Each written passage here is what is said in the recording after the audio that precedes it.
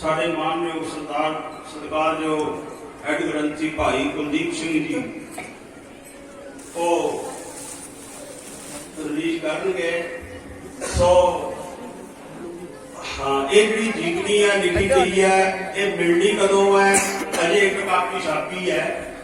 आने वाले दिनों से जो संग्रांत से बेगमपुरा भोरा साहब होर कापियां छप जाएगियां ते उत्थे तुसीं सारिआं ने प्राप्त कर लेनी है। ये उत्थे प्राप्त करनी है सवाल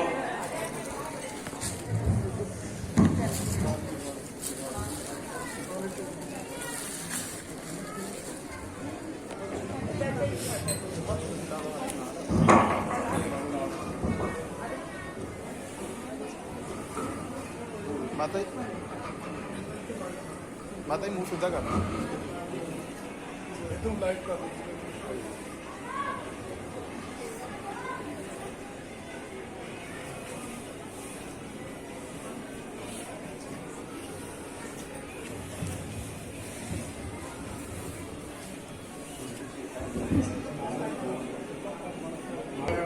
ओ बाबा जी वाले कुछ ना कुछ वचन प्यार प्रेम से श्रद्धा दे पेश करनगे।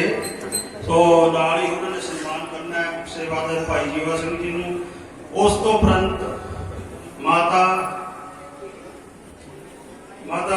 जसविंदर कौर जी वो आप जी कुछ वचनों द्वारा निहाल करनगे। आओ पहला भाई बलजीत सिंह जी।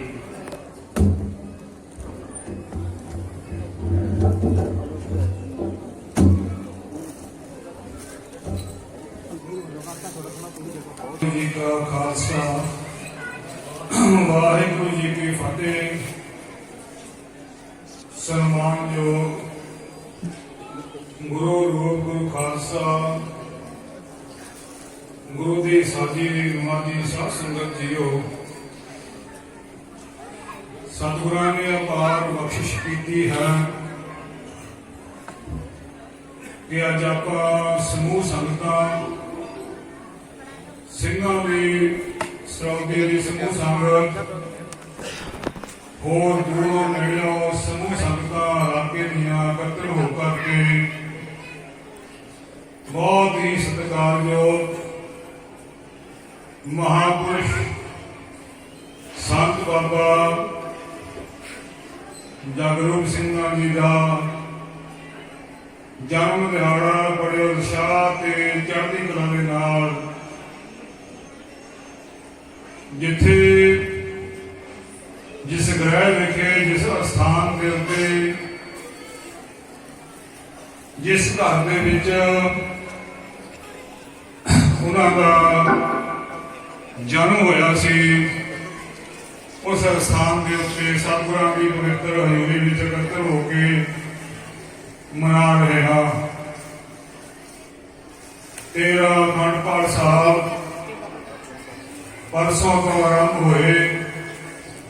समय सिर सतगुरां दे चरण कमलां पास समाप्ति की अरदास बेनती की जा चुकी है। उस तो उपरंत महापुरुषों के स्थान नानकसर भोरा साहब उथों का जो बहुत ही सत्कारयोग कीर्तनियां हजूरी आदि जता उन्होंने आप जी को कीर्तन द्वारा निहाल किया।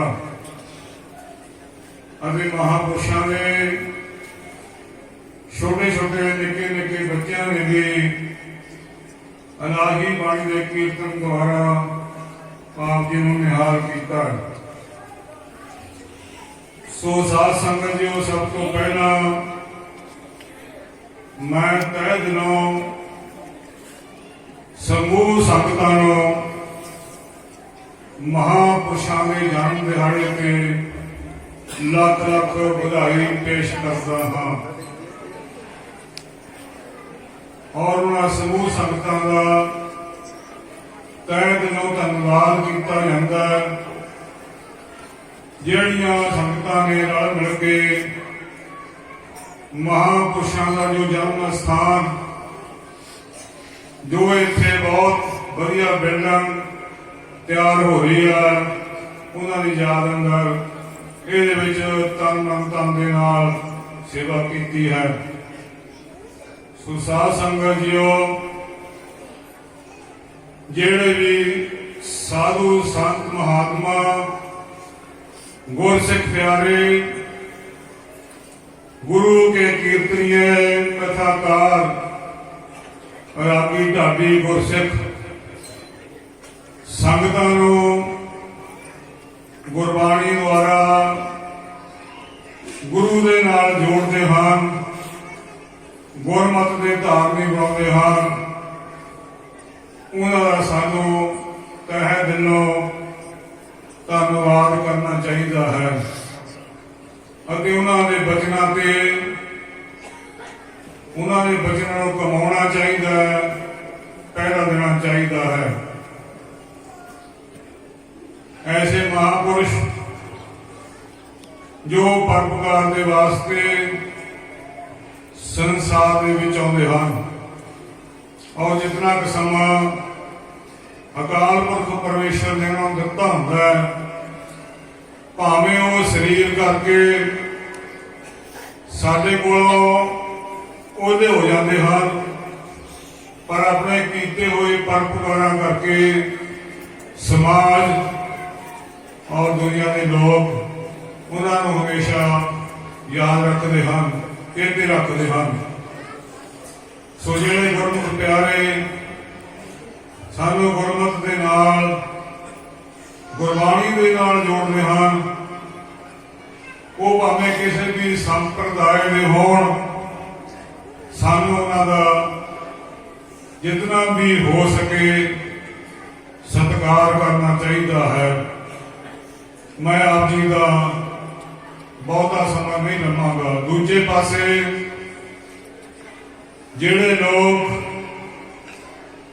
ਧਰਮ ਦੇ ਨਾਮ ਤੇ ਧਰਮ ਦੀ ਆੜ ਹੇਠਾਂ ਸਾਨੂੰ ਗੁਰਮਤ ਤੋਂ ਤੋੜ ਕੇ ਗੁਰਬਾਣੀ ਤੋਂ ਲਾਂਭੇ ਕਰਦੇ ਨੇ, ਮਨ ਦੇ ਰਸਤੇ ਤੇ ਪਾਉਂਦੇ ਨੇ, ਉਹਨਾਂ ਤੋਂ ਸਾਨੂੰ ਸੁਚੇਤ ਰਹਿਣਾ ਚਾਹੀਦਾ ਹੈ। ਸੋ ਜਿੱਥੋਂ ਤੱਕ ਮਹਾਪੁਰਸ਼ਾਂ ਸੰਤਾਂ ਦੇ ਜੀਵਨ ਦੀ ਵਿਚਾਰ ਜੀਵਨ ਦੀ ਗੱਲ ਹੈ, ਆਪਾਂ ਸਾਰੇ ਜਾਣਦੇ ਹਾਂ ਕਿ ਉਹ ਕਿੰਨੇ ਨਿੱਘੇ ਸੁਭਾਅ ਦੇ, ਹਮੇਸ਼ਾ ਗੁਰਬਾਣੀ ਦੁਆਰਾ ਗੁਰਮਤ ਦਾ ਪ੍ਰਚਾਰ ਕਰਨਾ ਔਰ ਸੰਗਤਾਂ ਨੂੰ ਖੰਡੇ ਬਾਟੇ ਦਾ ਅੰਮ੍ਰਿਤ ਛਕਣ ਦੀ ਪ੍ਰੇਰਨਾ ਕਰਦੇ ਰਹਿਣਾ, ਅੰਮ੍ਰਿਤ ਸੰਚਾਰ ਵੀ ਕਰਾਉਣਾ ਔਰ ਹਰ ਵਕਤ ਹਰ ਸਮੇਂ ਸੰਗਤਾਂ ਨੂੰ ਆਪਣੇ ਪ੍ਰਚਾਰ ਦੁਆਰਾ ਉਹਨਾਂ ਨੇ ਵੱਧ ਤੋਂ ਵੱਧ ਗੁਰਮਤ ਦੇ ਨਾਲ ਜੋੜਨ ਦਾ ਉਪਰਾਲਾ ਕੀਤਾ। ਔਰ ਸੁਭਾਅ ਇਤਨਾ ਨਿੱਘਾ, ਜਿਵੇਂ ਕਿ ਸੁਖਮਨੀ ਸਾਹਿਬ ਦੇ ਵਿੱਚ ਆਪਾਂ ਹਰ ਰੋਜ਼ ਪੜ੍ਹਦੇ ਹਾਂ, ਸੁਖੀ ਬਸੇ ਮਸਕੀਨੀਆਂ ਆਪ ਨਿਵਾਰਤ ਨੇ, ਵੱਡੇ ਵੱਡੇ ਅਹੰਕਾਰੀਆਂ ਨਾਨਕ ਗਰਭ ਗਲੇ। ਜਦੋਂ ਵੀ ਕਿਤੇ ਨਗਰ ਦੀ ਸੰਗਤ ਨੇ ਮਹਾਪੁਰਸ਼ਾਂ ਦੇ ਦਰਸ਼ਨਾਂ ਨੂੰ ਜਾਣਾ, ਦਾਸ ਨੇ ਵੀ ਨਾਲ ਜਾਣਾ, ਜਿੱਥੇ ਸਾਰੀ ਸੰਗਤ ਦਾ ਉਹਨਾਂ ਨੇ ਸਤਿਕਾਰ ਕਰਨਾ, ਉਹਦੇ ਨਾਲ ਹੀ ਦਾਸ ਨੂੰ ਕਹਿਣਾ ਕਿ ਤੁਸੀਂ ਸਾਡੇ ਨੇੜੇ ਹੋ ਕੇ ਬੈਠੋ, ਬਹੁਤ ਸਤਿਕਾਰ ਦੇਣਾ, ਔਰ ਨਾਲ ਹੀ ਇਹ ਵਚਨ ਕਰਨੇ ਕਿ ਤੁਸੀਂ ਸਾਡੇ ਮਹਾਨ ਸ਼ਹੀਦ ਬਾਬਾ ਅਲੀ ਸਿੰਘ ਅਤੇ ਬਾਬਾ ਮਾਲੀ ਸਿੰਘ ਜੀ ਦੇ ਜੋ ਗੁਰੂ ਘਰ ਹੈ, ਉਹਦੇ ਤੁਸੀਂ ਗ੍ਰੰਥੀ ਸਿੰਘ ਹੋ। ਸੋ ਸਾਧ ਸੰਗਤ ਜੀ, ਇਸ ਕਰਕੇ ਬੜਾ ਨਿੱਘਾ ਸੁਭਾਅ। ਇਹ ਗੱਲ ਵੱਖਰੀ ਹੈ ਕਿ ਸੰਪਰਦਾਇਆਂ ਦੀ ਮਰਿਆਦਾ ਦੇ ਵਿੱਚ ਕੁਝ ਨਾ ਕੁਝ ਫਰਕ ਜਿਹੜਾ ਹੈ ਉਹ ਜ਼ਰੂਰ ਹੋਇਆ ਕਰਦਾ ਹੈ, ਪਰ ਸਾਨੂੰ ਕਿਸੇ ਵਾਦ ਵਿਵਾਦ ਦੇ ਵਿੱਚ ਨਹੀਂ ਪੈਣਾ ਚਾਹੀਦਾ, ਕਿਉਂਕਿ ਅੱਜ ਕੱਲ੍ਹ ਸੋਸ਼ਲ ਮੀਡੀਆ ਦੇ ਉੱਤੇ ਬਹੁਤ ਜ਼ੋਰ ਹੈ ਕਿ ਕਿਸੇ ਨਾ ਕਿਸੇ ਤਰੀਕੇ ਨਾਲ ਸਿੱਖਾਂ ਨੂੰ ਇੱਕ ਦੂਜੇ ਨਾਲ ਫਰਕ ਪਾਇਆ ਜਾਵੇ, ਬਾਦ ਦੇ ਵਿੱਚ ਪਾ ਕੇ ਇਹਨਾਂ ਨੂੰ ਲਿਜਾ ਕੇ ਰੱਖਿਆ ਜਾਵੇ। ਭਾਵੇਂ ਸੰਪਰਦਾਇਆਂ ਸਾਡੇ ਸਿੱਖ ਧਰਮ ਦੇ ਵਿੱਚ ਵੱਖਰੀਆਂ ਵੱਖਰੀਆਂ ਹਨ, ਪਰ ਸਾਡਾ ਸਾਰੀਆਂ ਸੰਪਰਦਾਇਆਂ ਦਾ ਨਿਸ਼ਾਨਾ ਇੱਕੋ ਹੀ ਹੈ ਕਿ ਭਾਈ ਸ੍ਰੀ ਗੁਰੂ ਗ੍ਰੰਥ ਸਾਹਿਬ ਜੀ ਨੂੰ ਹਾਜ਼ਰ ਨਾਜ਼ਰ ਗੁਰੂ ਜਾਣ ਕੇ ਸੇਵਾ ਕਰਨੀ, ਹਾਜ਼ਰ ਨਾਜ਼ਰ ਗੁਰੂ ਜਾਣ ਕੇ ਉਪਦੇਸ਼ਾਂ ਨੂੰ ਮੰਨਣਾ, ਗੁਰੂ ਗ੍ਰੰਥ ਸਾਹਿਬ ਜੀ ਨੂੰ ਗੁਰੂ ਮੰਨਣਾ। ਔਰ ਪ੍ਰਚਾਰ ਦਾ ਜਿਹੜਾ ਰਸਤਾ ਹੈ, ਪ੍ਰਚਾਰ ਦਾ ਤਰੀਕਾ ਉਹ ਵੱਖਰਾ ਵੱਖਰਾ ਹੋ ਸਕਦਾ ਹੈ, ਪਰ ਨਿਸ਼ਾਨਾ ਸਾਰੀਆਂ ਸੰਪਰਦਾਇਆਂ ਦਾ ਇੱਕੋ ਹੈ। ਮੈਂ ਇੱਕ ਛੋਟੀ ਜਿਹੀ ਉਦਾਹਰਨ ਦੇ ਕੇ ਸਮਾਪਤੀ ਕਰਾਂਗਾ। ਬਾਬਾ ਜੀ ਦਾ ਪਰਿਵਾਰ ਸਾਰਾ ਹੀ ਬਹੁਤ ਨਿੱਘੇ ਸੁਭਾਅ ਦਾ ਹੈ। ਭਾਵੇਂ ਉਹ ਵਿਦੇਸ਼ਾਂ ਵਿੱਚ ਵਸਦੇ ਨੇ, ਭਾਈ ਮਾਨ ਸਿੰਘ, ਮਹਾ ਸਿੰਘ, ਭਾਈ ਦਇਆ ਸਿੰਘ, ਇੱਥੇ ਰਹਿੰਦਾ ਪਰਿਵਾਰ ਭਾਈ ਮਹਿੰਦਰਪਾਲ ਸਿੰਘ ਤੇ ਉਹਨਾਂ ਦੇ ਘਰੋਂ ਸਾਡੇ ਸਤਿਕਾਰਯੋਗ ਭੈਣ ਜੀ। ਮੈਂ ਇੱਕ ਮਿਸਾਲ ਦੇ ਕੇ ਸਮਾਪਤੀ ਕਰਾਂ, ਕਿਉਂਕਿ ਇੱਥੇ ਵੀ ਮਹਿੰਦਰਪਾਲ ਸਿੰਘ ਦਾ ਪਰਿਵਾਰ ਸਹਿਜ ਪਾਠ ਜਾਂ ਅਖੰਡ ਪਾਠ ਸਾਹਿਬ ਸਾਲ ਦੇ ਵਿੱਚ ਬਹੁਤ ਵਾਰੀ ਕਰਾਉਂਦੇ ਰਹਿੰਦੇ ਨੇ। ਕਈ ਵਾਰੀ ਲਗਾਤਾਰ 3-3, 4-4 ਸਹਿਜ ਪਾਠ। ਕਹਿਣ ਤੋਂ ਭਾਵ ਇਹਨਾਂ ਨੇ ਕਦੇ ਵੀ ਦਾਸ ਦੇ ਉੱਤੇ ਕੋਈ ਕਿੰਤੂ ਪਰੰਤੂ ਨਹੀਂ ਕੀਤਾ, ਕਿਉਂਕਿ ਦਾਸ ਦਮਦਮੀ ਟਕਸਾਲ ਦਾ ਵਿਦਿਆਰਥੀ ਹੈ। ਬਾਬਾ ਜੀਰੂ ਸਿੰਘ ਜੀ ਨਾਨਕਸਰ ਮਹਾਂਪੁਰਸ਼ਾਂ ਦੀ ਸੰਪਰਦਾਇ ਦੇ ਮੁਖੀ। ਪਰ ਜਦੋਂ ਵੀ ਇਹਨਾਂ ਦੇ ਘਰੇ ਕੋਈ ਵੀ ਸਮਾਗਮ ਪਾਠ ਕਰਨਾ ਤਾਂ ਮਹਿੰਦਰਪਾਲ ਨੇ ਕਹਿਣਾ ਕਿ ਬਾਬਾ ਜੀ ਸਾਡੀ ਕੋਈ ਦਖਲਅੰਦਾਜ਼ੀ ਨਹੀਂ, ਜਿਵੇਂ ਦਮਦਮੀ ਟਕਸਾਲ ਦੀ ਜਾਂ ਤੁਹਾਡੀ ਮਰਜ਼ਾਦਾ, ਤੁਸੀਂ ਉਸ ਮਰਜ਼ਾਦਾ ਦੇ ਮੁਤਾਬਕ ਪਾਠ ਕਰਦੇ ਰਹੋ।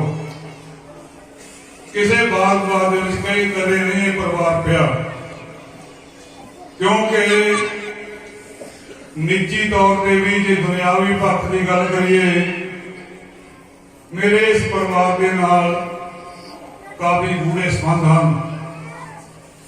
ਬਾਬਾ ਜੀ ਦੇ ਭੈਣ ਜੀ ਸਤਿਕਾਰਯੋਗ ਹਰਭਜਨ ਕੌਰ, ਜੋ ਕਿ ਪਿੰਡ ਹਵਾਰਾ ਕਲਾਂ ਵਿਖੇ ਵਿਆਹੇ ਹੋਏ ਹਨ। ਮੈਂ ਵੀ ਲਗਭਗ 40-42 ਸਾਲ ਹਵਾਰਾ ਕਲਾਂ ਰਿਹਾ, ਔਰ ਉਸ ਵਕਤ ਸਮਾਂ ਜਿਹੜਾ ਸਿੱਖ ਕੌਮ ਦੇ ਉੱਤੇ ਬੜਾ ਖਤਰਨਾਕ, ਬੜਾ ਭਿਆਨਕ ਕਰੜਾ ਸਮਾਂ ਚੱਲ ਰਿਹਾ ਸੀ। ਉਸ ਸਮੇਂ ਦੇ ਵਿੱਚ ਸਰਦਾਰ ਮੇਜਰ ਸਿੰਘ ਸਵਰਗਵਾਸੀ, ਬੀਬੀ ਹਰਭਜਨ ਕੌਰ ਦੇ ਪਤੀ ਜੀ ਔਰ ਇਹਨਾਂ ਦੇ ਸਾਰੇ ਪਰਿਵਾਰ ਨੇ ਉਸ ਸਮੇਂ ਵੀ ਦਾਸ ਦੀ ਉੱਥੇ ਪਿੰਡ ਹਵਾਰਾ ਕਲਾਂ ਵਿਖੇ ਬਹੁਤ ਜ਼ਿਆਦਾ ਹਰ ਤਰੀਕੇ ਦੇ ਨਾਲ ਸਾਥ ਦਿੱਤਾ, ਸਹਾਇਤਾ ਕਰਦੇ ਰਹੇ। ਔਰ ਇਹਨਾਂ ਦੇ ਬੱਚੇ ਸਰਦਾਰ ਮੇਜਰ ਸਿੰਘ, ਇਹਨਾਂ ਦੇ ਬੱਚੇ ਜੋ ਕਿ ਉਹਨਾਂ ਦੇ ਵਿੱਚੋਂ ਇੱਕ ਬੱਚਾ ਭੋਰਾ ਸਾਹਿਬ ਇਸ ਵਕਤ ਸੇਵਾ ਕਰ ਰਿਹਾ ਹੈ, ਮੇਰੇ ਬੱਚਿਆਂ ਦੇ ਹਾਣ ਦੇ ਨੇ, ਉਹ ਵੀ ਬੜਾ ਸਤਿਕਾਰ ਦਿੰਦੇ ਹਨ। ਇੱਥੇ ਹੀ ਬਸ ਨਹੀਂ, ਸਰਦਾਰ ਮਹਿੰਦਰਪਾਲ ਸਿੰਘ, ਇਹਨਾਂ ਦੇ ਘਰੋਂ ਜੋ ਬੀਬੀ ਹੈ ਸਾਡੇ ਭੈਣ ਜੀ, ਉਹ ਵੀ ਪਿੰਡ ਭੂੜਿਆਂ ਦੇ ਨੇ। ਉਹ ਵੀ ਉਸੇ ਸਕੂਲ ਵਿੱਚ ਪੜ੍ਹਦੇ ਰਹੇ, ਮੈਂ ਵੀ ਉਸੇ ਸਕੂਲ ਵਿੱਚ ਪੜ੍ਹਦਾ ਰਿਹਾ। ਉਹੀ ਟੀਚਰ, ਭਾਵੇਂ ਕਲਾਸਾਂ ਦਾ ਫਰਕ ਸੀ ਅੱਗੇ ਪਿੱਛੇ ਹੋ ਜਾਣਾ, ਵੈਸੇ ਵੀ ਉਸ ਪਰਿਵਾਰ ਦੇ ਨਾਲ ਕੋਈ ਬਹੁਤਾ ਪਿੰਡਾਂ ਦਾ ਫਰਕ ਨਹੀਂ, 3-4 ਕਿਲੋਮੀਟਰ ਦਾ ਫਰਕ ਹੈ। ਉੱਥੇ ਵੀ ਮੇਰਾ ਬਹੁਤ ਇਹਨਾਂ ਦੇ ਨਾਲ ਨਿੱਜੀ ਸੰਬੰਧ ਸੀ। ਮੇਰੇ ਕਹਿਣ ਤੋਂ ਭਾਵ ਕਿ ਗੁਰਮਤਿ ਦੇ ਅਨੁਸਾਰ ਸਾਡਾ ਜਿਹੜਾ ਤਰੀਕਾ ਹੈ ਗੁਰਮਤਿ ਦੇ ਪ੍ਰਚਾਰ ਕਰਨ ਦਾ, ਉਹ ਵੱਖਰਾ ਹੋ ਸਕਦਾ ਹੈ, ਪਰ ਸਾਨੂੰ ਕਿਸੇ ਬਾਦ ਦੇ ਵਿੱਚ ਨਹੀਂ ਪੈਣਾ ਚਾਹੀਦਾ। ਸੋ ਮੈਂ ਇਤਨਾ ਕੁਝ ਕਹਿੰਦਾ ਹੋਇਆ ਖਿਮਾ ਦਾ ਜਾਚਕ ਹਾਂ ਅਤੇ ਦੁਆਰਾ ਫਿਰ ਮਹਾਂਪੁਰਸ਼ਾਂ ਦੇ ਜਨਮ ਦਿਹਾੜੇ ਤੇ ਸਾਰੀਆਂ ਸੰਗਤਾਂ ਨੂੰ ਤਹਿ ਦਿਲੋਂ ਲੱਖ ਲੱਖ ਵਧਾਈ ਦਿੰਦਾ। ਔਰ ਇੱਕ ਬੇਨਤੀ ਜ਼ਰੂਰ ਕਰਾਂਗਾ ਕਿ ਜੋ ਮਹਾਂਪੁਰਸ਼ ਬਚਨ ਕਰਦੇ ਸਨ, ਜੇਕਰ ਅਸੀਂ ਮਹਾਂਪੁਰਸ਼ਾਂ ਦੇ ਬਚਨਾਂ ਨੂੰ ਕਮਾਵਾਂਗੇ ਤਾਂ ਹੀ ਅਸੀਂ ਕਹਿ ਸਕਦੇ ਹਾਂ ਕਿ ਅਸੀਂ ਮਹਾਂਪੁਰਸ਼ਾਂ ਦੇ ਸ਼ਰਧਾਲੂ ਹਾਂ, ਉਹਨਾਂ ਦੇ ਸਤਸੰਗੀ ਹਾਂ। ਕਿਉਂਕਿ ਅੱਜ ਕੱਲ੍ਹ ਕਈ ਕਿਸਮ ਦੀਆਂ ਗੱਲਾਂ ਬਾਤਾਂ ਕੱਚੇ ਪਿੱਲੇ ਲੋਕ ਜਿਹੜੇ ਹਨ ਉਹ ਕਰਦੇ ਰਹਿੰਦੇ ਨੇ। ਸਾਨੂੰ ਬਾਤ ਤੋਂ ਬਚਣਾ ਚਾਹੀਦਾ ਹੈ। ਸਤਿਗੁਰੂ ਜੀ ਸਾਡੇ ਉੱਤੇ ਕਿਰਪਾ ਕਰਨ, ਖਾਲਸਾ ਪੰਥ ਨੂੰ, ਸਾਰੀਆਂ ਸੰਪਰਦਾਇਆਂ ਨੂੰ ਏਕਤਾ ਦਾ ਦਾਨ ਬਖਸ਼ਣ। ਆਓ ਸਤਿਗੁਰਾਂ ਦੇ ਚਰਨਾਂ 'ਚ ਅਰਦਾਸ ਬੇਨਤੀ ਕਰੀਏ। ਸਤਿਗੁਰੂ ਜੀ ਸਾਨੂੰ ਸਾਰਿਆਂ ਨੂੰ ਚੜ੍ਹਦੀ ਕਲਾ ਵਿੱਚ ਕਰਨ, ਏਕਤਾ ਦਾਨ ਬਖਸ਼ਣ। ਏਕ ਪਿਤਾ ਏਕ ਸਕੇ ਹਮ ਬਾਰ ਤੂੰ ਮੇਰਾ ਗੁਰਹਾਈ, ਅਵਲ ਅੱਲਾ ਗੁਰ ਪਾਇਆ ਕੁਦਰਤ ਕੇ ਸਭ ਬੰਦੇ। ਅਤੇ ਬਾਬਾ ਜੀਵਾ ਸਿੰਘ ਜੀ, ਉਹਨਾਂ ਦਾ ਸੁਭਾਅ ਵੀ ਬਿਲਕੁਲ ਮਹਾਂਪੁਰਸ਼ਾਂ ਦੀ ਤਰ੍ਹਾਂ ਬੜਾ ਨਿੱਘਾ। ਜਦੋਂ ਵੀ ਇਹਨਾਂ ਨੂੰ ਅਸੀਂ ਫੋਨ ਤੇ ਗੱਲ ਕਰਦੇ ਹਾਂ, ਇਹ ਕਹਿੰਦੇ ਹਨ ਕਿ ਕੋਈ ਆਉਣ ਦੀ ਲੋੜ ਨਹੀਂ, ਜੇ ਨਹੀਂ ਤੁਹਾਡੇ ਕੋਲ ਟਾਈਮ 11 ਮਾਰਚ ਵਾਸਤੇ ਤੁਸੀਂ ਨਹੀਂ ਆ ਸਕਦੇ, ਤੁਸੀਂ ਸੇਵਾ ਵਿੱਚ ਲੱਗੇ ਹੋਏ ਹੋ, ਅਸੀਂ ਫੋਨ ਦੇ ਉੱਤੇ ਹੀ ਤੁਹਾਡੇ ਕੋਲ ਸਮੇਂ ਸਿਰ ਪਹੁੰਚ ਜਾਣਾ ਹੈ। ਔਰ ਜਦੋਂ ਵੀ ਮਿਲਦੇ ਹਨ ਬਹੁਤ ਪਿਆਰ ਦੇ ਨਾਲ ਜੱਫੀ ਪਾ ਕੇ ਮਿਲਦੇ ਹਨ। ਸੋ ਸਤਿਗੁਰੂ ਜੀ ਨੇ ਉੱਤੇ ਕਿਰਪਾ ਕਰਨ, ਮਹਾਂਪੁਰਸ਼ਾਂ ਦੀ ਤਰ੍ਹਾਂ ਇਹ ਵੀ ਜਿਹੜੇ ਉਹਨਾਂ ਨੇ ਕਾਰਜ ਮਹਾਂਪੁਰਸ਼ਾਂ ਨੇ ਆਰੰਭੇ ਹੋਏ ਹਨ, ਉਹਨਾਂ ਨੂੰ ਉਸੇ ਤਰ੍ਹਾਂ ਨਿਭਾਉਂਦੇ ਰਹਿਣ। ਸਤਿਗੁਰੂ ਜੀ ਕਿਰਪਾ ਕਰਨ, ਬਖਸ਼ਿਸ਼ ਕਰਨ। ਔਰ ਬੀਬੀ ਜੀ ਵੀ ਪਹੁੰਚੇ ਹੋਏ ਹਨ, ਉਹਨਾਂ ਦਾ ਵੀ ਸੰਗਤਾਂ ਵੱਲੋਂ ਤਹਿ ਦਿਲੋਂ ਧੰਨਵਾਦ ਕੀਤਾ ਜਾਂਦਾ ਹੈ। ਸਾਰੇ ਪਰਿਵਾਰ ਦਾ, ਸਾਰੀਆਂ ਸੰਗਤਾਂ ਦਾ ਧੰਨਵਾਦ। ਤੇ ਹੁਣ ਸੰਗਤ ਵੱਲੋਂ ਗੁਰਦੁਆਰਾ ਸਾਹਿਬ ਦੀ ਪ੍ਰਬੰਧਕ ਕਮੇਟੀ ਵੱਲੋਂ ਮਹਾਂਪੁਰਸ਼ਾਂ ਦੀ ਯਾਦ ਅੰਦਰ ਸੰਤ ਬਾਬਾ ਜੀਵਾ ਸਿੰਘ ਨੂੰ ਅਤੇ ਸਤਿਕਾਰਯੋਗ ਬੀਬੀ ਜੀ ਨੂੰ ਸਿਰੋਂ ਭਾਅ ਦਿੱਤਾ ਜਾ ਰਿਹਾ ਹੈ।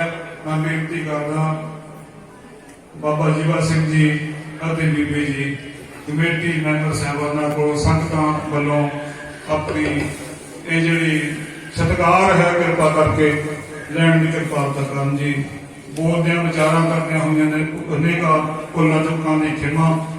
ਵਾਹਿਗੁਰੂ ਜੀ ਕਾ ਖਾਲਸਾ, ਵਾਹਿਗੁਰੂ ਜੀ ਕੀ ਫਤਿਹ।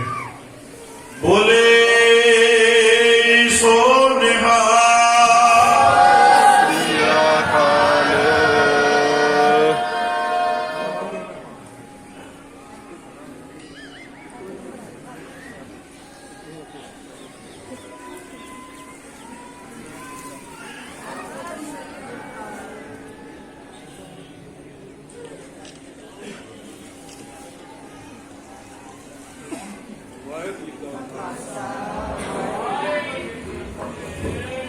ਧੰਨ ਧੰਨ ਸ੍ਰੀ ਗੁਰੂ ਗ੍ਰੰਥ ਸਾਹਿਬ ਜੀ। ਅਸੀਂ ਸਾਰੇ ਇਸ ਪਿੰਡ ਦੀ ਸਮੂਹ ਸੰਗਤ, ਸਮੂਹ ਬਜ਼ੁਰਗਾਂ, ਸਮੂਹ ਬੱਚਿਆਂ ਤੱਕ ਸਭ ਦੇ ਵੀ ਆ, ਕਿਉਂਕਿ ਇਸ ਪਿੰਡ ਦੇ ਵਿੱਚ ਮਹਾਂਪੁਰਖ ਸੰਤ ਬਾਬਾ ਜਗਰੂਪ ਸਿੰਘ ਜੀ ਹੋਰਾਂ ਨੇ ਜਨਮ ਲਿਆ, ਅਵਤਾਰ ਧਾਰਿਆ। ਇਸ ਕਰਕੇ ਅਸੀਂ ਸਾਰੇ ਹੀ, ਕਿਉਂਕਿ ਉਹਨਾਂ ਨੇ ਸਾਨੂੰ ਗੁਰਮਤ ਦੇ ਨਾਲ ਜੋੜਿਆ, ਗੁਰਮਤ ਦੇ ਨਾਲ ਜੋੜਿਆ, ਅਨੇਕਾਂ ਸੰਗਤਾਂ ਨੂੰ ਧਾਰਨਾ ਕੀਤਾ। ਜਿਸ ਕਰਕੇ ਇਸ ਪਿੰਡ ਦੇ ਕੋਈ ਵੀ ਬਜ਼ੁਰਗ, ਵੱਡਾ ਛੋਟਾ, ਜੋ ਵੀ ਮਾਈ ਭਾਈ, ਅਸੀਂ ਸਭ ਦੇ ਤਹਿ ਦਿਲੋਂ ਧੰਨਵਾਦੀ ਹਾਂ ਜਿਨ੍ਹਾਂ ਨੇ ਸਹਿਯੋਗ ਦੇ ਕੇ ਬਾਬਾ ਜੀ ਦਾ ਜਨਮ ਦਿਹਾੜਾ ਮਨਾਇਆ। ਇਸੇ ਤਰ੍ਹਾਂ ਹੀ ਮੈਂ ਹਮੇਸ਼ਾ ਉਹਨਾਂ ਅੱਗੇ ਹੀ ਬੇਨਤੀ ਕਰਦੀ ਰਹੂੰਗੀ ਕਿ ਤੁਸੀਂ ਸਾਰਿਆਂ ਨੇ ਰਲ ਕੇ ਇਸੇ ਤਰ੍ਹਾਂ ਹੀ ਬਾਬਾ ਜੀ ਦਾ ਜਨਮ ਦਿਹਾੜਾ ਮਨਾਉਂਦੇ ਰਹਿਣਾ। ਸੰਸਾਰ ਦਾ ਆਉਣੀ ਜਾਣੀ ਖੇਡ ਹੈ, ਕੀ ਪਤਾ ਕਿਵੇਂ ਅਗਲੇ ਸਾਲ ਮਿਲਣਾ ਹੈ ਕਿ ਨਹੀਂ ਮਿਲਣਾ। ਇਸ ਕਰਕੇ ਮੇਰੀ ਸਮੂਹ ਸੰਗਤ ਨੂੰ ਇੱਕੋ ਹੀ ਬੇਨਤੀ ਹੈ ਕਿ ਰਹਿੰਦੀ ਦੁਨੀਆ ਤੱਕ ਮਹਾਂਪੁਰਖਾਂ ਦਾ ਜਨਮ ਦਿਹਾੜਾ ਇਸੇ ਤਰ੍ਹਾਂ ਪਿੰਡ ਦੀ ਆਉਣ ਵਾਲੀ ਸੰਗਤ ਸਾਰੀ ਸੰਗਤ ਰਲ ਮਿਲ ਕੇ ਮਨਾਉਂਦੇ ਰਹੋ। ਸਾਰੀ ਸਮੂਹ ਸੰਗਤ ਨੂੰ ਮੇਰੇ ਵੱਲੋਂ ਬਾਬਾ ਜੀ ਦੇ ਗੁਰਪੁਰਬ ਦੀਆਂ ਜਨਮ ਦਿਨ ਦੀਆਂ ਲੱਖ ਲੱਖ ਵਧਾਈਆਂ। ਭੁੱਲ ਚੁੱਕ ਦੀ ਖਿਮਾ। ਜੋ ਕਿਤਾਬ ਤੁਸੀਂ ਅੱਜ ਉਦਘਾਟਨ ਕੀਤਾ ਗਿਆ, ਇਹ ਕਿਤਾਬ 'ਚ ਬਾਬਾ ਜੀ ਦਾ ਬਚਪਨ ਲਿਖਿਆ ਗਿਆ। ਇਸ ਤੋਂ ਅੱਗੇ ਜਿੰਨੀ ਵੀ ਕਿਤਾਬ ਹੈ ਉਹ ਗਾਂ ਬੇਟੀ ਮੌਨਸਨਦੀਪ ਕੌਰ ਛਾਪੂ ਕਰਾਉਗੀ ਤੇ ਜਿਸ ਨਾਲ ਵੀ ਕੋਈ ਸਾਖੀ ਕੋਈ ਘਟਨਾ ਵਾਪਰੀ ਹੋਵੇ ਤਾਂ ਉਹ ਉਹਨਾਂ ਨੂੰ ਦੱਸ ਸਕਦੀ ਹੈ ਤਾਂ ਕਿ ਕਿਤਾਬ 'ਚ ਨੋਟ ਹੋ ਸਕੇ। ਇਸ ਕਰਕੇ ਮੈਂ ਸਾਰਿਆਂ ਦੀ ਹੁਣ ਦੁਆਰਾ ਫਿਰ ਤਹਿ ਦਿਲੋਂ ਧੰਨਵਾਦੀ ਹਾਂ ਤੇ ਸਾਰੀ ਸੰਗਤ ਨੂੰ ਲੱਖ ਲੱਖ ਲੱਖ ਵਧਾਈਆਂ। ਇਸੇ ਤਰ੍ਹਾਂ ਮਹਾਂਪੁਰਖਾਂ ਦਾ ਜਨਮ ਦਿਹਾੜਾ ਖੁਸ਼ੀਆਂ ਭਰਿਆ ਮਨਾਉਂਦੇ ਰਹੋ। ਵਾਹਿਗੁਰੂ ਸਾਰਿਆਂ ਨੂੰ ਖੁਸ਼ੀਆਂ ਦੇਵੇ, ਕੋ ਬਰਕਤਾਂ ਦੇਵੇ, ਪਰ ਭਾਂਡੇ ਭਰਪੂਰ। ਵਾਹਿਗੁਰੂ ਜੀ ਕਾ ਖਾਲਸਾ, ਵਾਹਿਗੁਰੂ ਜੀ ਕੀ ਫਤਿਹ। ਬੇਗਮਪੁਰਾ ਭੋਰਾ ਸਾਹਿਬ। ਸੋ ਆਪ ਸਭ ਸੰਗਤਾਂ ਨੂੰ 10 ਮਿੰਟ ਗੁਰਬਾਣੀ ਵਿਚਾਰ ਨਾਲ ਜੋੜਨਗੇ। ਉਸ ਤੋਂ ਬਾਅਦ ਭਾਈ ਤਜਿੰਦਰ ਸਿੰਘ ਜੀ ਧਰਮਸ਼ਾਲਾ ਤੋਂ, ਜੋ ਕਿ ਬਾਬਾ ਜੀ ਦੇ ਹਜ਼ੂਰੀ ਰਾਗੀ ਨਗਰੋਟੇ ਠਾਠ ਆਨੰਦ ਗੁਫਾ 'ਚ ਹਾਜ਼ਰੀ ਭਰਦੇ ਨੇ, ਉਹ ਵੀ ਸਾਡੇ ਕੋਲ ਪਹੁੰਚੇ ਨੇ। ਭਾਈ ਗੁਰਪ੍ਰੀਤ ਸਿੰਘ ਜੀ ਖੰਨੇ ਤੋਂ, ਭਾਈ ਕੁਲਜਿੰਦਰ ਸਿੰਘ ਜੋਗੀ ਉਹ ਵੀ ਪਹੁੰਚੇ ਨੇ, ਸਾਰੇ ਹਾਜ਼ਰੀ ਭਰਨਗੇ। ਸੋ ਆਓ 10 ਮਿੰਟ ਦੀ ਹਾਜ਼ਰੀ ਭਾਈ ਗੁਰਮੀਤ ਸਿੰਘ ਜੀ ਮੀਤਾ ਉਹ ਭਰਨਗੇ। ਆਪ ਸਭ ਸੰਗਤਾਂ ਜਿਤਨੇ ਸ਼੍ਰੀ ਗੁਰੂ ਗ੍ਰੰਥ ਸਾਹਿਬ ਸੱਚੇ ਪਾਤਸ਼ਾਹ ਜਿਨ੍ਹਾਂ ਦੀ ਚਰਨ ਸ਼ਰਨ ਦੇ ਆਪਾਂ ਸਾਰੇ ਸਤਸੰਗੀ ਗੁਰਸਿੱਖ ਕਾਫੀ ਲੰਬੇ ਸਮੇਂ ਤੋਂ ਗੁਰਬਾਣੀ ਸ਼ਬਦ ਸਰਵਣ ਕਰ ਰਹੇ ਹਾਂ।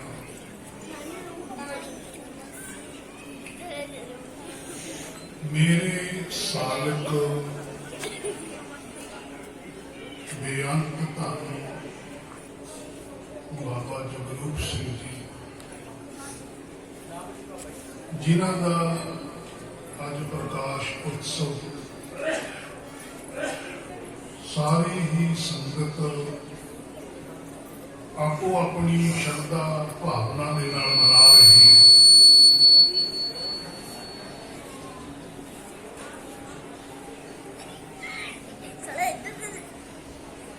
ਕਾਫੀ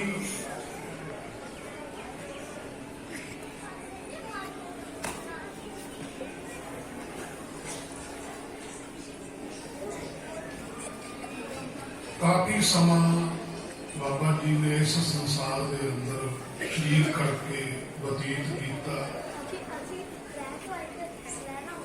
ਉਹਨਾਂ ਦੇ ਸਰੀਰਕ ਸਮੇਂ ਦੇ ਵਿੱਚ ਦਾਸ ਨੂੰ ਸਮਾਂ ਪ੍ਰਾਪਤ ਹੋਇਆ। ਮੈਂ ਸਿਰਫ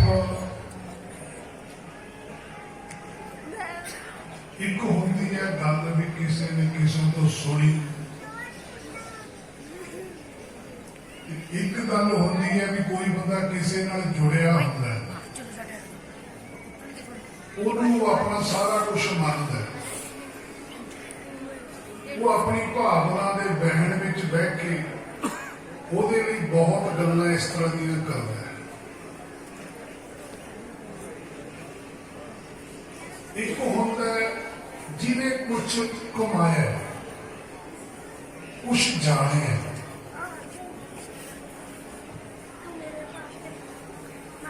ਇਹਨਾਂ ਗੱਲਾਂ ਦੇ ਵਿੱਚ ਸੰਸਾਰ 'ਚ ਤਾਂ ਨਹੀਂ ਕੋਈ ਫਰਕ ਪੈਂਦਾ, ਪਰ ਜਿਹੜੇ ਪਰਮਾਰਥੀ ਨੇ ਉਹਨਾਂ ਨੂੰ ਬਹੁਤ ਫਰਕ ਪੈਂਦਾ।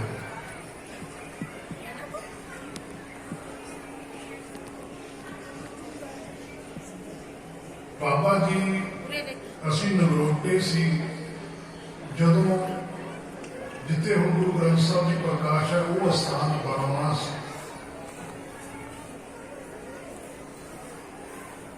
ਉਹ ਜਦੋਂ ਸਥਾਨ ਬਣਾਇਆ, ਤਿਆਰ ਕੀਤਾ ਗਿਆ, ਗੁਰੂ ਗ੍ਰੰਥ ਸਾਹਿਬ ਜੀ ਦਾ ਪ੍ਰਕਾਸ਼ ਕੀਤਾ ਗਿਆ 1 ਸਤੰਬਰ ਨੂੰ ਉਦੋਂ ਸੇਵਾ ਦੇ ਵਿੱਚ ਮੈਂ ਤੇ ਗੁਰਮੀਤ ਸਿੰਘ ਸਾਨਤਪੁਰ ਪਾਮੋ ਇਸ ਤੋਂ ਤੇ ਬਾਬਾ ਜੀ ਆ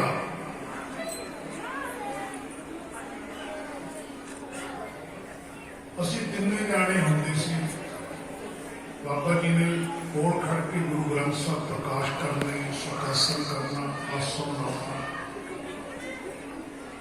ਸਾਰਾ ਕੁਝ ਬੜੀ ਬਰੀਕੀ ਦੇ ਨਾਲ ਦੱਸਿਆ।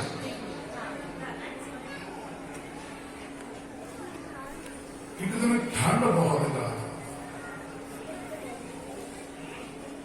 ਰਾਤ ਨੂੰ ਤਕਰੀਬਨ 11:30 ਸਵਾ 11 ਦਾ ਟਾਈਮ ਸੀ ਤੇ ਬਾਬਾ ਜੀ ਮੈਨੂੰ ਕਹਿੰਦੇ ਵੀ ਉੱਠ ਥੋੜਾ ਪਾ। ਮੈਂ ਵੀ ਥੋੜਾ ਜਿਹਾ ਹੈਰਾਨ ਸੀ ਵੀ ਹਾਲਾਤ ਫਿਰ ਬਾਬਾ ਜੀ ਹੈ ਵੀ ਇਕੱਲੇ। ਮੈਂ ਚੋਲਾ ਪਾ ਲਿਆ, ਬਾਬਾ ਜੀ ਕਹਿੰਦੇ ਮੇਰੇ ਮਗਰ ਆ। ਦਰਬਾਰ 'ਚ ਚਲੇ ਗਏ। ਦਰਬਾਰ ਤੋਂ ਜਿੱਥੇ ਰਹਿਸ਼ ਉੱਥੇ ਥੋੜਾ ਜਿਹਾ ਫਰਕ ਹੈ। ਤਕਰੀਬਨ ਤੁਸੀਂ ਬਗਰੋਟੇ ਦੇਖਿਆ ਹੋਣਾ, ਉਦੋਂ ਰਹਿਸ਼ ਵੀ ਇੰਨੀ ਜ਼ਿਆਦਾ ਨਹੀਂ ਸੀ। ਜਦੋਂ ਅਸੀਂ ਅੰਦਰ ਚਲੇ ਗਏ ਗੁਰੂ ਗ੍ਰੰਥ ਸਾਹਿਬ ਦੇ ਉੱਥੇ ਪ੍ਰਕਾਸ਼ ਹੁੰਦੇ ਸੁਖਾਸਨ ਸੀ। ਬਾਬਾ ਜੀ ਮੈਨੂੰ ਕਹਿੰਦੇ, ਮੈਂ ਪਹਿਲੀ ਵਾਰੀ ਜਿਹੜੀ ਆਪਣੀ ਜਿੰਨੀ ਕੁ ਸੇਵਾ ਮੇਰੇ ਤੋਂ ਬਾਬਾ ਜੀ ਨੇ ਲਈ, ਬਾਬਾ ਜੀ ਮੈਨੂੰ ਕਹਿੰਦੇ ਆ ਤੈਨੂੰ ਮੈਂ ਕੁਛ ਦਿਖਾਵਾਂ। ਸਾਡੀ ਜਿਹੜੀ ਭਾਵਨਾ ਸੀ ਉਸ ਨੂੰ ਬਾਬਾ ਜੀ ਦੀ, ਅਸੀਂ ਉਸ ਤੋਂ ਗਾਂ ਨਹੀਂ ਕਦੇ ਵੀ ਸੋਚਿਆ। ਹੁਣ ਸੋਚਦੇ ਹਾਂ ਜਿੰਨਾ ਚਿਰ ਸਰੀਰ ਕਰਕੇ ਸੀ ਜੋ ਹੈ ਬਾਬਾ ਜੀ ਹੋਈ ਹੈ। ਮੈਂ ਥੋੜਾ ਜਿਹਾ ਹੈਰਾਨ ਵੀ। ਬਾਬਾ ਜੀ ਅੰਦਰ ਚਲੇ ਗਏ ਜਿੱਥੇ ਗੁਰੂ ਗ੍ਰੰਥ ਸਾਹਿਬ ਸੁਖਾਸਨ ਕੀਤੇ ਹੁੰਦੇ ਸੀ ਪਿਛਲੇ ਪਾਸੇ। ਬਾਬਾ ਜੀ ਕਹਿੰਦੇ ਠੰਡ ਬਹੁਤ ਹੈ। ਮੈਂ ਕਿਹਾ ਹਾਂਜੀ ਮਹਾਰਾਜ। ਕਹਿੰਦੇ ਆਪਾਂ ਇੱਥੇ ਕੋਈ ਹੀਟਰ ਦਾ ਪ੍ਰਬੰਧ ਨਹੀਂ ਕਰ ਸਕਦੇ। ਮੈਂ ਕਿਹਾ ਕਿ ਹੁਣ ਬਾਤ ਨੂੰ ਤਾਂ ਕੋਈ ਪ੍ਰਬੰਧ ਨਹੀਂ ਹੁੰਦੀ, ਸਵੇਰੇ ਦੇਖ ਲਾਂਗੇ। ਕਹਿੰਦੇ ਨਹੀਂ ਜਵਾਨ ਹੁਣ ਕਰ ਲਾਂਗੇ। ਮੈਂ ਕਿਹਾ ਹੁਣ ਤਾਂ ਮੁਸ਼ਕਿਲ ਹੈ ਜੀ। ਬਾਬਾ ਜੀ ਕਹਿੰਦੇ ਆਏ ਕਰ ਆ ਪੇਟੀ ਖੋਲ। ਪੇਟੀ ਖੋਲੀ, ਕਹਿੰਦੇ ਜਿੰਨੀਆਂ ਰਜਾਈਆਂ ਨੇ ਜਿੰਨੇ ਕੰਬਲ ਸਾਰੇ ਬਾਹਰ ਕੱਢ। ਉਹਦੀ 2 ਰਜਾਈਆਂ ਸੀ, 1-2 ਕੰਬਲ ਸੀ, ਇੱਕ ਉੱਪਰ ਗੁੱਸਾ ਤੇ ਦਿੱਤਾ ਹੀ ਹੋਇਆ ਸੀ। ਮੈਂ ਬਾਹਰ ਕੱਢ ਲਈਆਂ। ਬਾਬਾ ਜੀ ਨੇ ਕੀ ਕੀਤਾ, ਜਿੱਥੇ ਗੁਰੂ ਸਾਹਿਬ ਸੁਖਾਸਨ ਸੀ, ਬਾਬਾ ਜੀ ਮੈਨੂੰ ਕਹਿੰਦੇ ਵੀ ਮੈਂ ਗੁਰੂ ਸਾਹਿਬ ਇੱਧਰ ਮੰਜੀ ਸਾਹਿਬ ਤੇ ਬਿਠਾਉਣਾ, ਵੀ ਤੂੰ ਇੱਥੇ ਰਜਾਈ ਵਿਛਾ।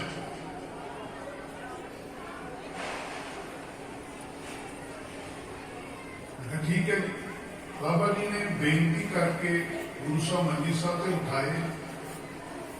ਮੈਂ ਉੱਥੇ ਰਜਾਈ ਵਿਛਾ ਦਿੱਤੀ। ਰਜਾਈ ਵਿਛਾ ਕੇ ਬਾਬਾ ਜੀ ਕਹਿੰਦੇ ਠੰਡ ਬਹੁਤ ਹੈ। ਹਾਂਜੀ ਮਹਾਰਾਜ ਠੰਡ। ਕਹਿੰਦੇ ਇੱਕ ਕੰਬਲ ਹੋਰ ਵਿਛਾ। ਮੈਂ ਕੰਬਲ ਵੀ ਵਿਛਾਤਾ। ਉੱਥੇ ਬਾਬਾ ਜੀ ਨੇ ਇੱਕ ਗੱਲ ਕਹੀ, ਅੱਜ ਮੇਰਾ ਉਹ ਗੱਲਾਂ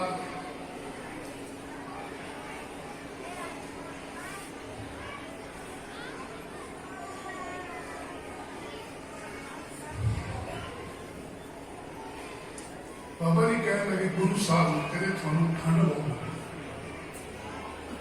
ਤੇ ਮੇਰੇ ਕੋਲ ਪ੍ਰਬੰਧ ਕੋਈ ਨਹੀਂ।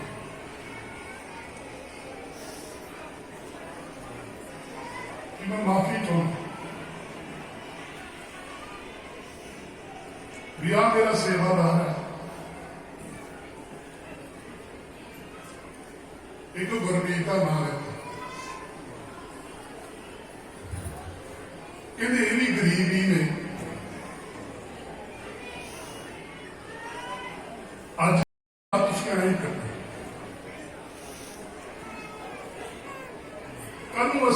ਕੁਝ ਕਰਨ।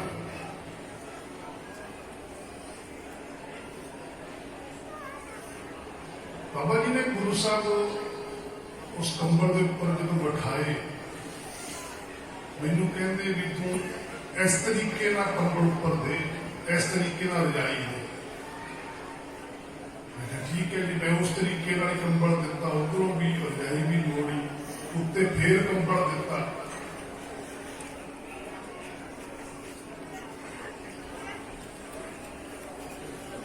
ਜਦੋਂ ਅਸੀਂ ਇਹ ਸਾਰਾ ਕੁਝ ਕਰਕੇ ਬਾਬਾ ਜੀ ਮੈਨੂੰ ਕਹਿੰਦੇ ਵੀ ਚੱਲੀਏ,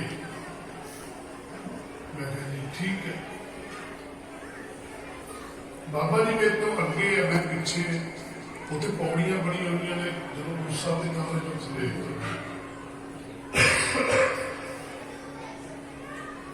ਜਦੋਂ ਬਾਬਾ ਜੀ ਪੌੜੀਆਂ ਉੱਤਰ ਕੇ ਥੱਲੇ ਆਏ, ਬਾਹਰਲੇ ਪਾਸੇ ਖੜ ਗਏ ਬਾਬਾ।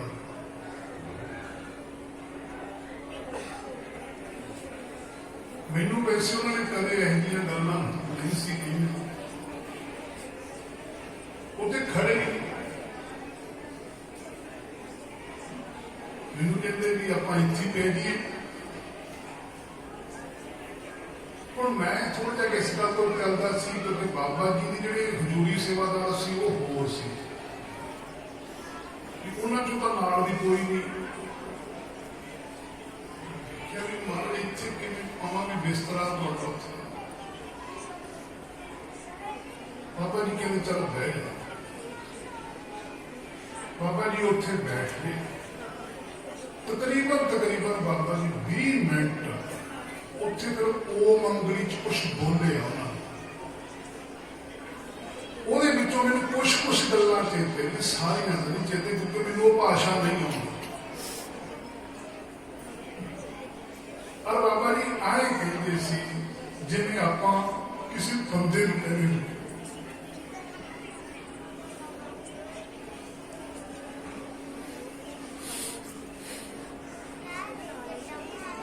ਵਾਹ ਇੱਕ ਤੜਪ ਸੀ ਉਹਨਾਂ ਦੇ ਅੰਦਰ ਗੁਰੂ ਗ੍ਰੰਥ ਸਾਹਿਬ ਦੇ।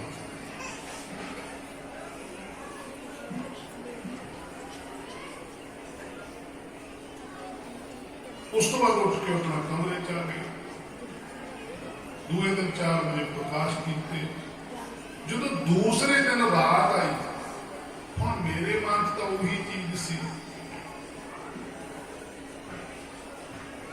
ਬਾਬਾ ਜੀ ਕਹਿੰਦੇ ਹੁਣ ਤੇਰੀ ਮਰਜ਼ੀ ਹੈ, ਹੁਣ ਤੁਸੀਂ ਪ੍ਰਬੰਧ ਕਰੋ, ਤੁਹਾਨੂੰ ਮੈਂ ਕੁਛ ਦੱਸਦਾ।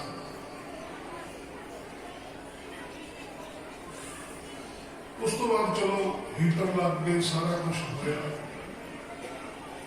ਮੇਰਾ ਇਹ ਸਿਰਫ ਗੱਲ ਸੁਣਾਉਣ ਦਾ ਇੱਕ ਤੜਪ ਹੈ ਕਿ ਜਿਹੜਾ ਕੁਛ ਉਹ ਗੁਰੂ ਗ੍ਰੰਥ ਸਾਹਿਬ ਦੀ ਸੇਵਾਦਾਰਾਂ ਤੋਂ ਵੀ ਚਾਹੁੰਦੇ ਸੀ, ਉਹ ਤਕਰੀਬਨ ਸੇਵਾਦਾਰਾਂ ਤੋਂ ਮਿਲੀ ਹੋਈ। ਸੇਵਾਦਾਰਾਂ ਦੀ ਵੀ ਦੌੜ ਸਿਰਫ ਉਹਨਾਂ ਤੱਕ ਹੀ ਸੀ, ਪਰ ਉਹ ਨਹੀਂ ਸੀ ਚਾਹੁੰਦੇ। ਉਹ ਚਾਹੁੰਦੇ ਸੀ ਤੁਸੀਂ ਗੁਰੂ ਗ੍ਰੰਥ ਸਾਹਿਬ ਨਾਲ ਜੁੜੋ, ਇਹਨਾਂ ਬਚਨਾਂ ਨੂੰ ਤੁਸੀਂ ਕਿਤੇ ਕਮਾਉਣਾ ਸਿੱਖ ਜਾਓ, ਇਸ ਗੁਰਬਾਣੀ ਅਨੁਸਾਰ ਕਿਤੇ ਤੁਸੀਂ ਜੀਵਨ ਜਿਉਣਾ ਸਿੱਖ ਜਾਓ, ਤਾਂ ਤੁਸੀਂ ਇਸ ਭਾਵ ਸਾਗਰ ਚੋਂ ਨਿਕਲ ਸਕਦੇ। ਨਹੀਂ ਤਾਂ ਮੁਸ਼ਕਲ। ਉਦੋਂ ਮਨ ਚ ਨਹੀਂ ਸੀ। 24 ਅਗਸਤ ਨੂੰ ਜਦੋਂ ਬਾਬਾ ਜੀ ਇਸ ਸੰਸਾਰ ਤੋਂ ਸਰੀਰ ਛੱਡ ਕੇ ਚਲੇ ਗਈ ਜੋਤ, ਹੁਣ ਪਤਾ ਲੱਗਦਾ ਕਿ ਕੀ ਭਾਵ ਹੈ।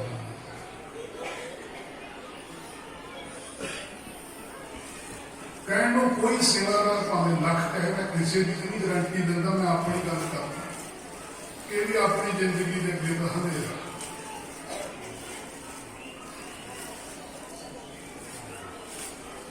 ਇੱਕ ਚੀਜ਼ ਦੀ ਖੁਸ਼ੀ ਦੀ ਬਹੁਤ ਹੈ। ਚਲੋ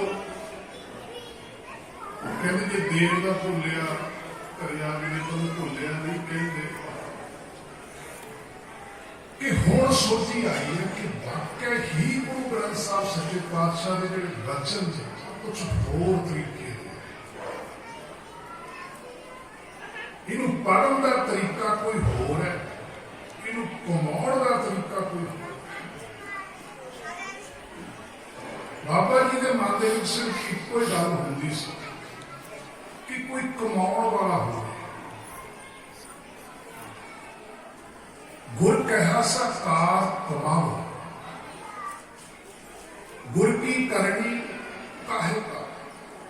ਜੋ ਤੁਹਾਡਾ ਗੁਰ ਕਰਦਾ ਹੈ, ਤੁਸੀਂ ਉਸ ਤਰ੍ਹਾਂ ਨਾ ਕਰੋ, ਕਿਉਂਕਿ ਉਹਦੇ ਕੋਲ ਵੀ ਸਰੀਰ ਹੈ। ਤੁਹਾਡਾ ਗੁਰ ਤੁਹਾਤੋਂ ਤੋਂ ਕੀ ਕਰਵਾਉਣਾ ਚਾਹੁੰਦਾ ਹੈ, ਉਹ ਕਰੋ, ਕਿਉਂਕਿ ਉਹਨੇ ਤੁਹਾਡਾ ਰਾਹ ਪੱਧਰਾ ਕਰਨਾ, ਤੁਹਾਡਾ ਜੀਵਨ ਸਵੱਛ ਕਰਨਾ। ਉਹਦਾ ਆਪਣਾ ਤਾਂ ਹੈ।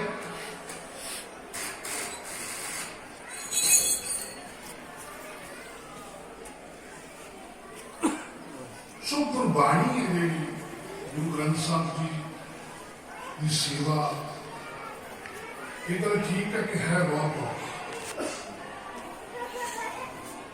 ਜਿਵੇਂ ਪ੍ਰਕਾਸ਼ ਕਰਨਾ, ਸੁਖਾਸਨ ਕਰਨਾ, ਰੁਮਾਲੇ ਬਦਲੀ ਕਰਨੇ, ਇਹ ਤਾਂ ਬਹੁਤ ਸੌਖੇ ਹੋ, ਇਹ ਕੋਈ ਇੰਨੇ ਔਖੇ ਨਹੀਂ। ਪਰ ਗੁਰੂ ਗ੍ਰੰਥ ਸਾਹਿਬ ਦੀ ਸੇਵਾ ਕਰਨੀ, ਇੱਕ ਤਾਂ ਹੈ ਗ੍ਰੰਥ, ਗ੍ਰੰਥ ਦੀ ਸੇਵਾ ਵੀ ਸੌਖੀ ਹੈ, ਪਰ ਗੁਰੂ ਸਾਹਿਬ ਦੀ ਸੇਵਾ ਕਰਨੀ, ਉਹ ਪ੍ਰਤੱਖ ਜਾਣ ਕੇ ਕਰਨਾ, ਇਹ ਬਹੁਤ ਔਖਾ ਹੈ। ਔਰ ਬਾਬਾ ਜੀ ਦੇ ਮਨ ਵਿੱਚ ਇਹ ਗੱਲ ਸੀ, ਕਿਉਂਕਿ ਜਿਸ ਵੇਲੇ ਉਹਨਾਂ ਦੇ ਸਰੀਰ ਛੱਡੇ, ਉਸ ਤੋਂ 1 ਮਹੀਨਾ ਪਹਿਲਾਂ ਅਸੀਂ ਮਦਰਾਸ, ਮੈਂ ਤੇ ਗੁਰਜੀਤ ਸਿੰਘ ਪਾਮੋਇਸ, ਉੱਥੇ ਅਸੀਂ ਸਹਿਜ ਪਾਠ ਕੀਤਾ। ਤਕਰੀਬਨ ਬਾਬਾ ਜੀ ਨਾਲ ਰੋਜ਼ ਜਾਂ ਦੂਜੇ ਤੀਜੇ ਦਿਨ ਵੀਡੀਓ ਤੇ ਗੱਲ ਹੁੰਦੀ ਰਹਿੰਦੀ ਸੀ। ਉੱਥੇ ਬਾਬਾ ਜੀ ਨੇ ਵੀ ਉਦੋਂ ਵੀ ਇਹੀ ਗੱਲ ਕਹੀ। ਬਾਬਾ ਜੀ ਨੇ ਕਹਿਣਾ, ਮੀਤੇ ਕਮਾਈ ਕਰੋ, ਸਮੇਂ ਦਾ ਕੋਈ ਪਤਾ ਨਹੀਂ ਹੁੰਦਾ। ਹੁਣ ਸਾਡੇ ਮਨ ਚ ਸਿਰ ਬਾਬਾ ਜੀ ਤੱਕ ਸੀ, ਅਸੀਂ ਕਹਿਣਾ ਮਹਾਰਾਜ ਤੁਸੀਂ ਠੀਕ ਹੋ ਜਾਓ, ਸਾਰਾ ਕੁਝ ਵਧੀਆ ਹੋ ਜਾਣਾ। ਬਾਬਾ ਜੀ ਕਹਿੰਦੇ ਮੁੜ ਕੇ ਫੇਰ ਉੱਥੇ ਹੀ ਆ ਜਾਣਾ।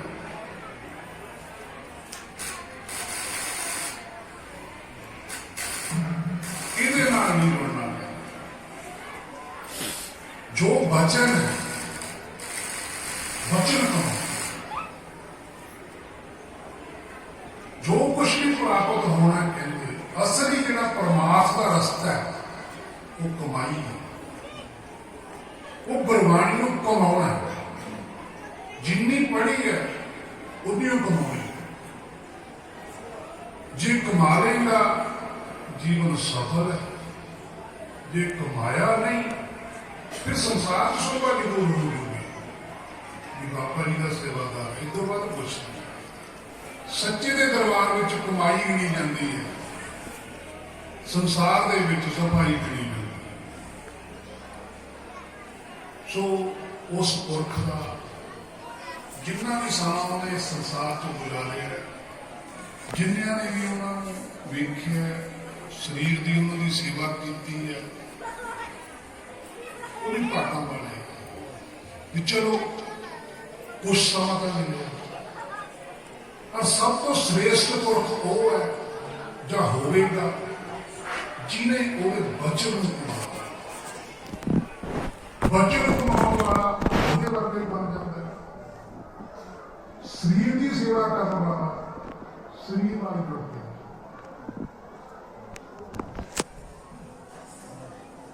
ਸੋ ਗੁਰੂ ਗ੍ਰੰਥ ਸਾਹਿਬ ਸੱਚੇ ਪਾਤਸ਼ਾਹ ਕਹਿੰਦੇ, ਮਨ ਪੂਰਨ ਜੋਤ ਸਰੂਪ ਹੈ, ਆਪਣਾ ਨੂਰ ਪਛਾਣ, ਮਨ ਹਰ ਜੀ ਤੇਰੇ ਨਾਲ ਹੈ, ਗੁਰਮਤਿ ਨਾਲ। ਸੋ ਇੱਥੋਂ ਤੱਕ ਜੋ ਮੇਰੇ ਮਨ ਚ ਸੀ, ਮੈਂ ਆਪਣੇ ਸਾਧਕ ਲਈ ਕਿਹਾ। ਇੱਕ ਮੇਰੀ ਬੇਨਤੀ ਹੈ ਕਿ ਆਪਣੇ ਪਿੰਡ ਦੇ ਵਿੱਚ ਪਹਿਲੀ ਕਲਾਸ ਤੋਂ ਲੈ ਕੇ 10ਵੀਂ ਕਲਾਸ ਤੱਕ ਸਕੂਲ ਹੈ। 31 ਮਾਰਚ ਨੂੰ ਪਹਿਲੀ ਕਲਾਸ ਦੇ ਵਿੱਚੋਂ ਜਿਹੜਾ ਬੱਚਾ ਫਸਟ ਆਊਗਾ ਉਹਨੂੰ 5000 ਰੁਪਇਆ, ਜਿਹੜਾ ਸੈਕਿੰਡ ਆਊਗਾ ਉਹਨੂੰ 4000 ਰੁਪਇਆ, ਜਿਹੜਾ ਥਰਡ ਆਊਗਾ ਉਹਨੂੰ 3000 ਰੁਪਏ ਸਾਰੇ ਬੱਚਿਆਂ ਨੂੰ ਦਿੱਤਾ ਜਾਊਗਾ।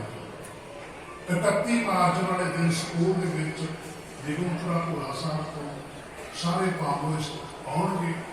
ਉਹ ਜਿਹੜੇ ਪੈਸੇ ਜਾਂ ਸੇਵਾ ਜੋ ਵੀ ਕੁਛ ਹੈ ਉਹ ਸਾਡੇ ਬਾਬਾ ਜੀ ਵੱਲੋਂ ਉਹ ਬੱਚਿਆਂ ਨੂੰ ਇੱਕ ਅਸ਼ੀਰਵਾਦ, ਚਾਹੇ ਉਹ ਕੁਛ ਵੀ ਸਮਝ ਲਓ, ਉਹ ਤੁਹਾਡੀ ਆਪਣੀ ਖੁਸ਼ੀ ਹੈ। ਪਰ ਜਿੰਨਾ ਕੁ ਮੈਨੂੰ ਗੁਰੂ ਗ੍ਰੰਥ ਸਾਹਿਬ ਦਾ ਬਾਬਾ ਜੀ ਨੇ ਜੋੜਿਆ, ਜਿੰਨੀ ਕੁ ਸੋਚੀ ਅੱਜ ਵੀ ਉਹ ਗੁਰਬਾਣੀ ਦੀ ਕਰਵਾਉਂਦੇ ਨੇ ਉਹਦੇ ਮੁਤਾਬਕ ਹੁੰਦਾ। ਦੂਸਰੀ ਬੇਨਤੀ ਹੈ ਵੀ ਪਿੰਡ ਦੇ ਵਿੱਚ ਜਾਂ ਇਲਾਕੇ ਦੇ ਵਿੱਚ ਕੋਈ ਵੀ ਬੱਚਾ ਜਾਂ ਕੋਈ ਬਜ਼ੁਰਗ ਬਿਮਾਰ ਹੈ, ਉਹਦੇ ਕੋਲ ਪੈਸਾ ਨਹੀਂ, ਲੋੜ ਹੈ, ਉਹਨੂੰ ਜਿੰਨੀ ਕੁ ਲੋੜ ਸਾਤੋਂ ਗੁਰੂ ਗ੍ਰੰਥ ਸਾਹਿਬ ਪੂਰੀ ਕਰਵਾਊਗਾ। ਅਸੀਂ ਸਾਰੇ ਪਾਵੋਇਸਟ ਉਸ ਪਰਿਵਾਰ ਦੇ ਨਾਲ ਸਹਾਇਕ ਹੋਵਾਂਗੇ। ਸਾਨੂੰ ਜ਼ਰੂਰ ਸੇਵਾ ਦਾ ਮੌਕਾ ਦਿਓ।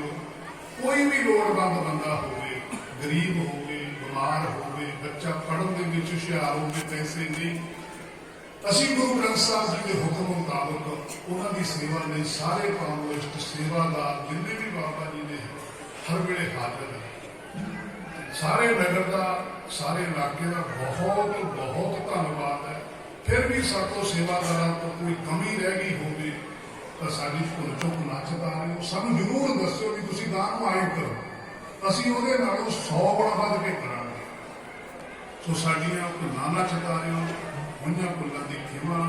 ਵਾਹਿਗੁਰੂ ਜੀ ਕਾ ਖਾਲਸਾ, ਵਾਹਿਗੁਰੂ